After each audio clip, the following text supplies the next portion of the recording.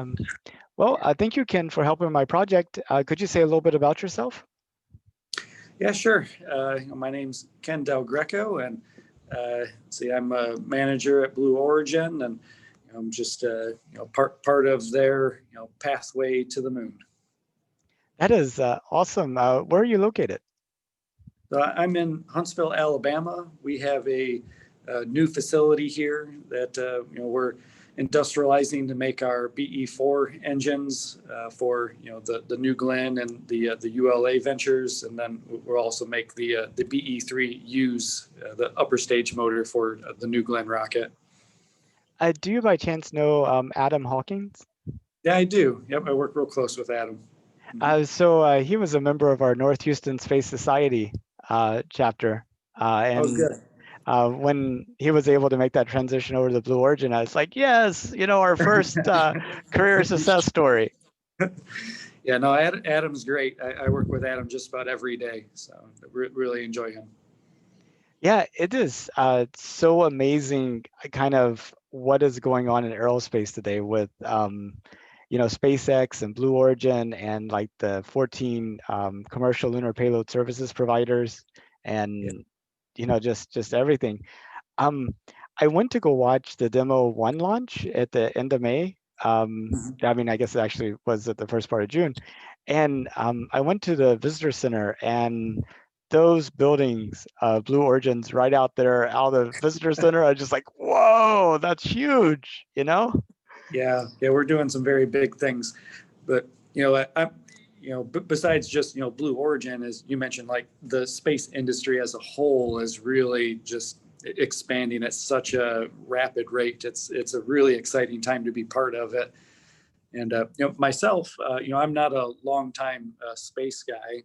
I came from the automotive industry, and I grew up in Detroit.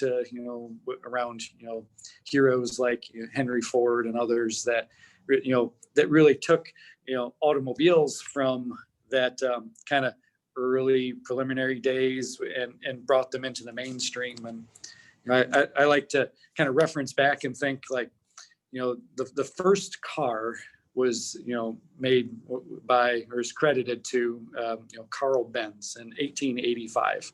That was only 135 years ago, right? And look at where the car is today. It's just so the amount of production and the amount of technology that's involved. And I think the space industry is doing the same thing, and companies like Blue Origin and even SpaceX and Virgin Galactic and others, like they're our goals are all very similar in finding affordable pathways into space. Yeah, definitely. I mean, I even remember like in the 1980s, my stepfather calling into the office saying he's going to be late because his car won't start. Which in the 1980s, that was a believable excuse. But I think if you called anybody, now and saying your car won't start, they'd be like, "What do you have?" Just like. Yeah. Yeah, exactly. But even Henry Ford, though, he revolutionized the assembly line and the mass production of cars. But he was also kind of a little myopic in some kind of peculiar ways. One of his famous sayings was, "Customers get their car in any colors that they want as long as it's black." And then other people came along and started, producing multicolored cars, and that really challenged the market there. Yeah, that's true. But his baseline philosophy is similar to what we're trying to do today, is just reduce cost. And he saw the easiest way to do that by increasing standardization and reducing just general variation in manufacturing. So his the car that he first used on an assembly line was the Model T, of course, very very famous vehicle. When that car was brand new in 1908, it only cost $825, which is the Wow. equivalent of today's dollars of about say $23,000 or so. So it's still, pretty cheap. Technology, has come a long way since then. Pretty, but anyhow, he ran that car, for 8 years or so, that model line, the Model T. And by 1916, he had reduced the sales price of that car down to $360. So he went from 825 to 360. Just such an incredible reduction in cost that he transferred over to the sales price of the car. And that's why he was able to be so successful. Yeah, it's kind of interesting. I think one of his goals was everybody that works at Ford should be able to own a car, type of thing. So that's kind of neat. Hopefully, Blue Origin takes the same tactic. Everybody that works there should be able to fly to space. Yeah, maybe one day. New Shepard is, it's a pretty exciting venture, and if I ever got the opportunity to take a seat on our New Shepard launch vehicle, I'd definitely be there. I should point out that this video is going on a micro SD card that's going to be on the Astrobotic lander, which is of course going on ULA's Vulcan, which has the BE-4 rocket. So just to kind of very good draw those dots. But so when did you learn that we're going to the moon in 2024? Oh boy, I'm not entirely certain how I came about that information. I, just like any other, space fanatic and others, I just, I see what I, can in the news and learn it that way. I don't have any special insider, information. Well, would you believe that most of the non-space people I talk to have no idea that we're going to the moon? Yeah, I'm always surprised when I talk to people like that, and even some of my own like extended family and friends, when I explain what we're doing and what Blue Origin's doing and NASA's doing and others, and going back to the moon, and people, I get the why would we do that, kind of thing, or is that for real? Is that really going to happen? And my answer is, of course, yes, it's really happening. But I'm kind of curious in what kind of answers you give to the why are we going to do that? Just like our founder here at Blue Origin, says, Jeff Bezos, it's only a matter of time when we're going to just outgrow planet Earth, for whatever reason.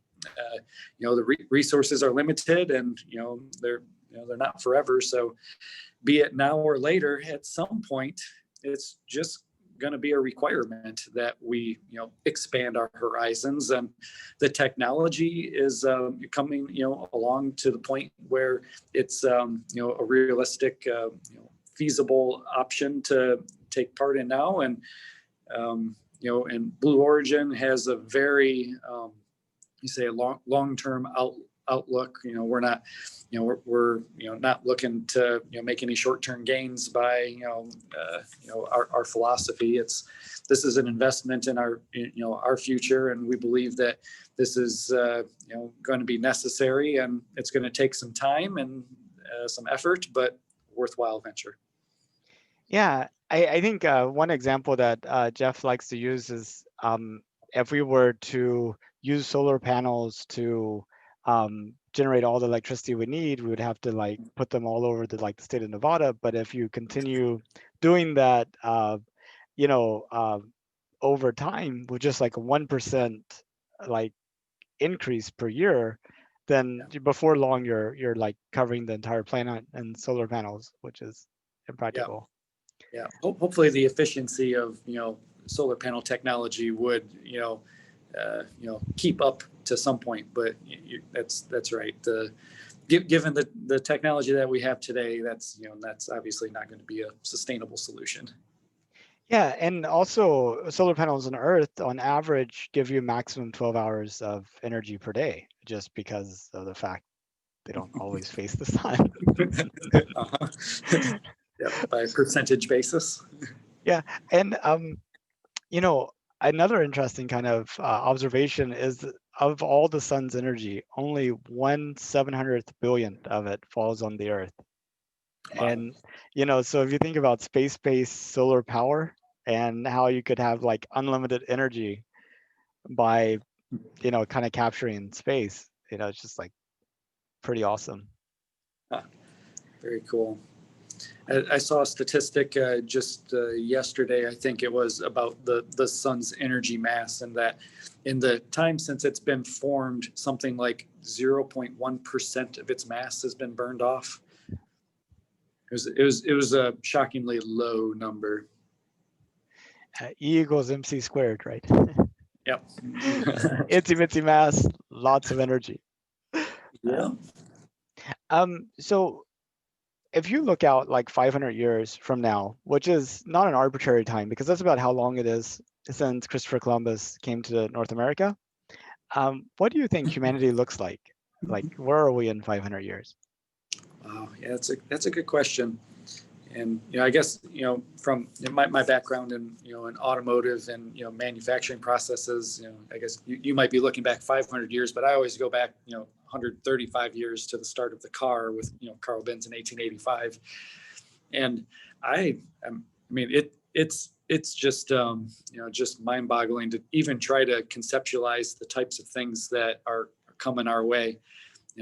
Again, going back to my car references, but before the car, people were riding around on the backs of horses and things, and that was how it was done. And if you can imagine, someone in 1880, just a few years before the first car was displayed and started becoming produced, like that layman could have never considered or like conceptualized cars and where they are today with self-driving and battery powered and stuff. Like these kinds of technologies and things just weren't even available for people to dream of back then. And I think that's coming for us too. Like I think there's a world before us still that we're not even capable of believing is on the way.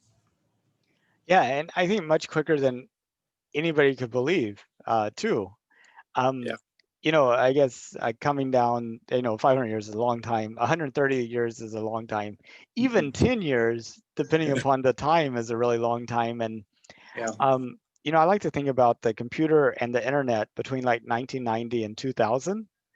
I mean, like what transformed over that period. Like in 1990, you would probably have an easier time explaining free fall to somebody than what email was. Yeah. The concept of a website and ordering online and, what are you talking about? And then like by 2000, everybody has email address, all major companies have, websites. You can order books online, which has nothing to do with your company. No, nothing at all. But it was like a complete transformation that's like almost impossible to predict in 1990. I doubt anybody would have thought 2000 looked like from the view of 1990. And No. I feel like the 2020s are the same for space exploration. That, today the idea of going to space is kind of like a fringe thing, very niche. A few people are doing it, but I think in 2030, it's going to be mainstream. And I was just wondering if you felt like that was a little bit too optimistic, or if you're starting to see like the movement that you would expect to actually see that transformation happen over the next 10 years. I think we're starting to see it, honestly. SpaceX in particular has done a really good job, I think, marketing their efforts. Similar to back in the 80s and 90s with the space shuttle program, you see Americans kind of rallying around the Crew Dragon launches that are taking place with launching Americans from American soil again. And it's I think it's the reality is starting to creep into people's lives, and people are starting to understand and more importantly believe that this is a real thing that we as humans are going for. Yeah, I mean, I think what we lack is kind of like a believability type thing. A Yeah. lot of people just think it's impossible, can't happen, never happened. Actually, I've talked to two of those. Yeah. They're like, they're Yeah, we're like, not go, going there. they're like, go back to the moon again. Maybe it'll be the first time. It's like, the funny thing is, both of them said it was the quality of pictures. So hopefully, the 4D resolution will. Yeah, to Kind finally of be more convincing. exactly. Uh, um, yeah. And so you mentioned that if it was safer, that you would go on a New Shepard. I take it you would also go like to the orbit if you could, like spend a week or so at International Space Station. Uh, would you Yeah. consider going further? Um, I don't know if that's really for me personally. I guess I'm more boots on the ground here. As fantastical as it would be, from a personal perspective, I think I belong right here doing what I'm doing. But I know there's a large mass of people that is going to be more suited for. Yeah, and I think even that's going to change. I'm sure a lot of people were like looking at the first airplanes going, no way, I'll stay right here and watch. But, after you get through a few million passengers, people are probably like, I think I'll hop on. Let's do that. Yeah, yeah. Not to be macabre, but I think Elon Musk had a statement recently about the first travelers to Mars. If you had heard that one, I think he said that the first people headed to Mars will probably not come back from Mars. I, I think that's probably absolutely true. I mean, if you look even like the colonization of North America, you have like Roanoke and other like colonies that yeah, you drop the people off, they build some houses, you go off to get supplies, you come back, and there's no people. Yep. Yeah. And our reaction to losses related to spaceflight has been to put the brakes on everything and try to make it completely safe. So when we start losing these people, will that be the end of the program or a big pause, or what do you think? How can we handle that? Yeah, I'm not really sure. Like you said, historically speaking, it's been a major stalling point, and uh, I don't know how to answer that one. I think there's going to be some assumed risk for those first explorers. I'm sure the Columbus days and those explorers realized that this was a dangerous venture and that there was risk of no return each time they left port. And there are going to be instances, I'm sure, where we'll have our space travelers leave port and to no return. And the sense I get is that people back then were okay with dying or having other people die to a much more greater degree than they are now. That now we're talking about living forever, or hundreds of years, or what have you, and it's like everything is about risk reduction, and you know um, it feels like we're not okay with people dying now. Not saying that's bad, but it's definitely limiting, I guess. Yeah. Well, let's keep it to a minimum, please. Yeah, indeed. Um, so have you heard about this reality TV show that's in the works called Space Hero? No, I have not. Yeah, so apparently there's a reality TV show that's in the works that plans to have a global contest to select an individual to send to the International Space Station for a week or 10 days rather. Uh, And there's been lots of things like this in the past that never went uh-huh. anywhere. But I would Yeah. say that Axiom Aerospace, which I think is like a legit company, Yeah. has said that they're the ones that's providing the transportation to the International Space Station. Right And on. then one of the spokespeople are from the University of Texas, and he was a professor in astrodynamics. And so I think like they're legit. I don't think they're fully funded, but I'm kind of excited by the idea of, you talk to people, hey, why are we going to space? and you say, hey, you might go to space, and suddenly it's like, yeah, let's do it. It's like, Yeah, it's a little different, huh? it's a little different. I mean, what do you think about a program like this, to just send an average everyday person to space?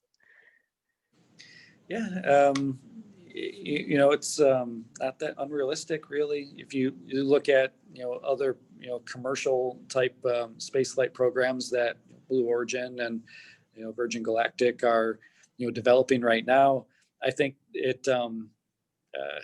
I think there's a lot of people who would be curious and learning more and trying something out like that. And I think I had heard some rumblings about this, about sending a regular person up to the space station. I guess I didn't realize it was part of a reality TV show, but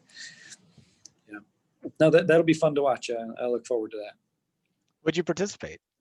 Be a contestant?